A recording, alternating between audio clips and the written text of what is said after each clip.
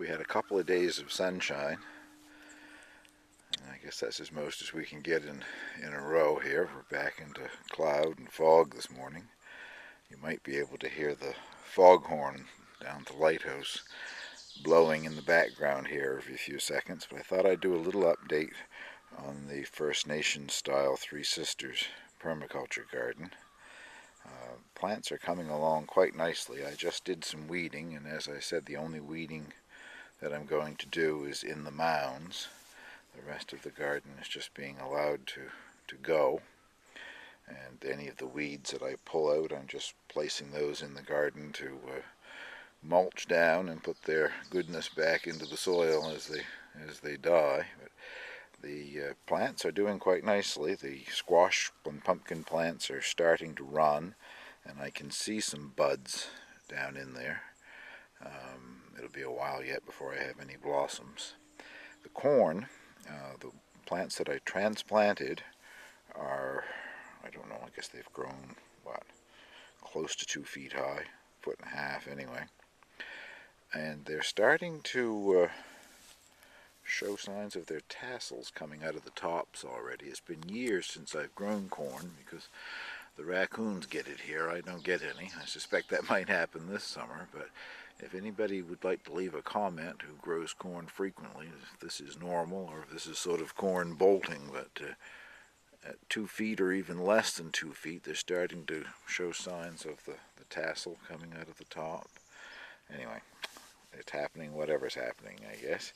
And the corn that I planted from seed in each mound are almost 6 inches tall, so soon I will be planting some bean seeds around them.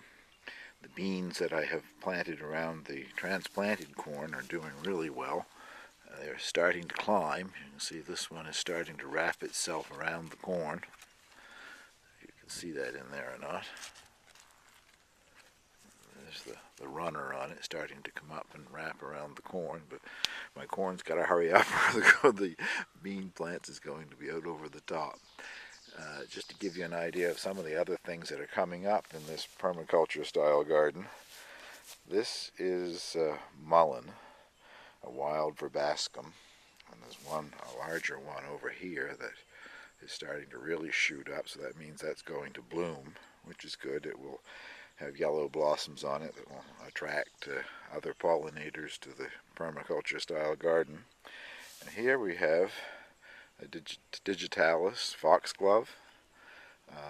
Amazing, because these things are biennial, so that had to have been in the garden last year. I just didn't notice it when I was weeding my squash patch that was growing here last year, and that will of course drop hundreds of seeds, and more of them will come up in future. But again, it's a nice thing to draw pollinators into the garden. And rose campion, I've got more of this in this garden than I've got in my flower gardens now. There's little plants of it everywhere, but this one again has to be at least 2 years old because it's about to bloom. It's sending up its blossom spikes. Other than that, there's a lot of grasses and clover, and I see some evening primrose and things like that growing in here. And I'm just leaving it. I'm also eating bugs this morning, if you heard me just do a spit there.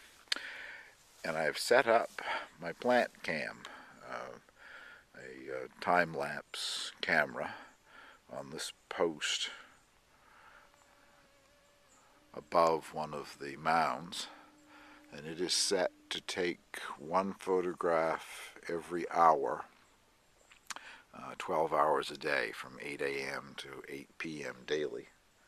I'm going to run that for 30 days, and that will give me a couple of minutes time-lapse video that I'll post on YouTube.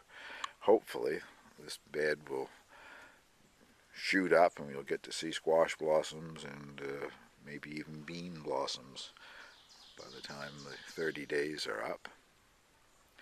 Anyway, that's just a little look at the First Nations permaculture type garden this morning.